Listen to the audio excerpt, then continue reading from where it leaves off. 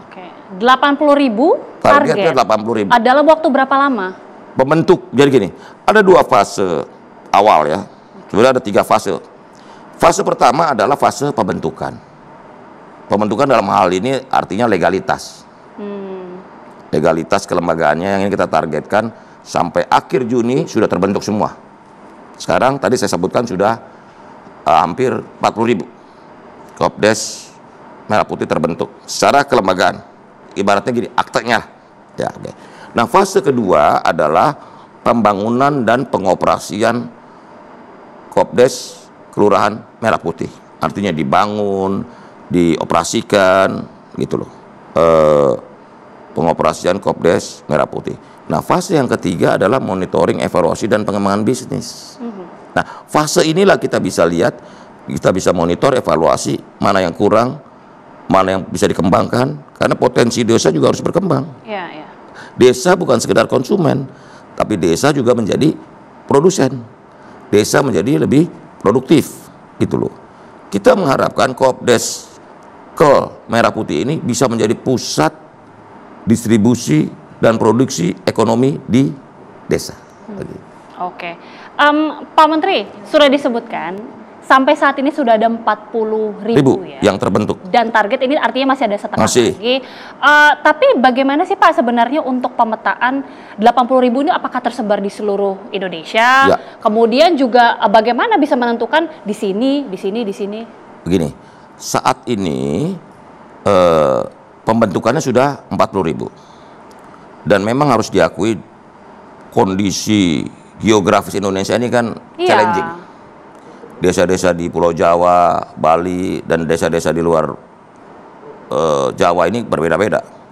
Bahkan ada satu di wilayah tertentu Indonesia Timur, satu desa penduduknya kurang dari 500 orang. Itu kan perlu tantangan. Karakteristik dari Indonesia yang secara geografis juga sangat bervariasi, beragam. Tapi kan kita alirannya begini, di mana di situ ada tantangan, di situ ada peluang. Begitu. Semakin ditantang semakin tergerak ya. Berpeluang. Karena kita jangan melihat geografis itu sebagai masalah, justru itu peluang. Begitu. Oke, jadi penentuannya seperti apa? Jadi setelah dibentuk, Kopdes Kelurahan Merah Putih itu dibentuk, selanjutnya maka fase pembangunan pengoperasian. Di situ dalam ide awalnya ada kantor koperasi, ada unit simpan pinjam ini untuk memutus mata rantai rentenir tengkulak, terus juga ada gerai sembako kebutuhan pokok, terus ada klinik desa, apotek desa, cold storage gudang pendingin, dan yang terakhir adalah adanya alat transportasi berupa truk untuk mengangkut barang-barang hasil panen desa ke kota.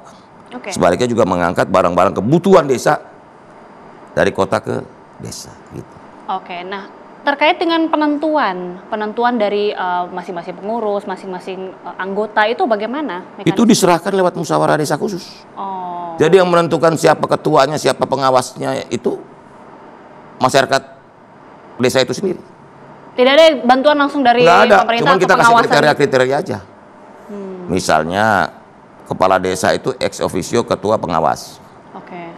Nah, untuk pengurus atau ketua koperasi desa itu tidak memiliki hubungan semendah. Artinya anak istri jangan.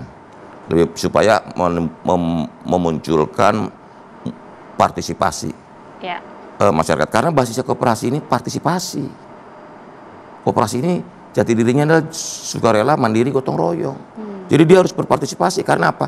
Karena koperasi ini harus dirasakan manfaatnya bagi masyarakat yang menjadi anggotanya, gitu. Khususnya desa. Ini instrumen untuk kemajuan desa. Ini ide yang paling brilian dari Pak Presiden untuk melakukan percepatan pembangunan desa.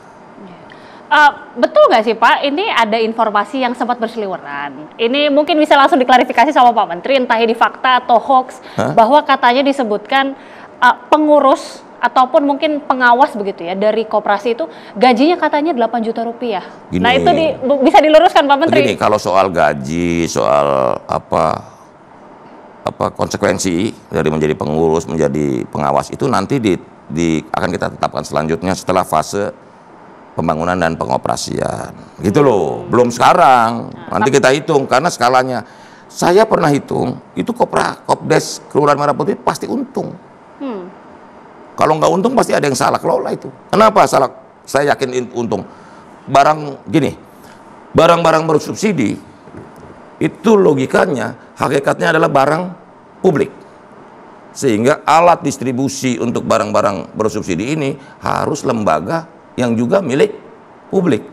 Gitu. Jangan kebanyakan swasta perorangan. Misalnya begini, subsidi pupuk itu nilainya 43 triliun per tahun. Per tahun. Subsidinya ya. Jadi kalau dari pabrik 2.300, masa dijualnya 4.800 atau bahkan 5.000, bahkan langka. Ini kan nggak adil.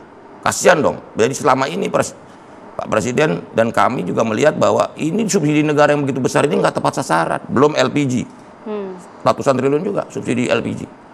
Tapi rakyat kecil malah beli dengan harga yang lebih mahal. Jadi subsidi ini siapa yang menikmati? Gitu loh. Karena itulah dengan adanya Koperasi Desa Kelurahan Merah Putih ini, rantai distribusi dibuat ringkas. Gitu loh. Jadi misalnya pupuk 2.300 dari pabrik, tambah ongkos angkut tergantung wilayah ya, 300, 400, 2.700.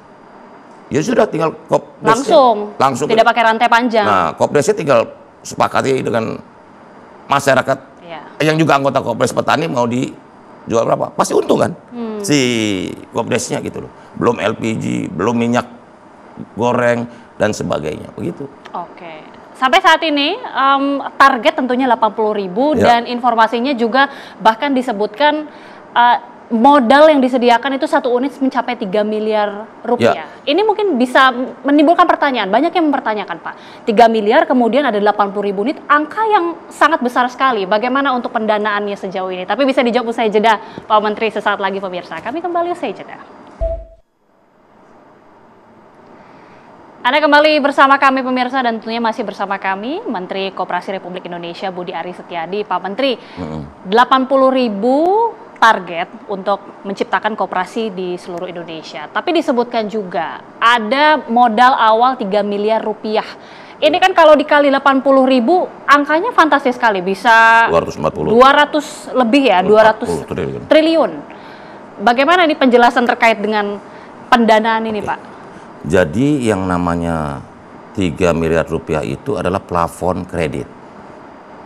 Jadi kita sudah jelaskan bahwa ini bukan uang hibah atau program Kopdes Merah Putih ini bukan program bagi-bagi uang, tetapi memberikan akses permodalan kepada lembaga ekonomi di desa yang namanya Kopdes Kelurahan Merah Putih ini. Gitu loh. Supaya pemahamannya sama. Ini pinjaman. Selama ini ada persoalan akses permodalan yang menjadi persoalan besar dari desa, sehingga mereka banyak bergantung atau terjerat dalam praktek rentenir dan tengkulak.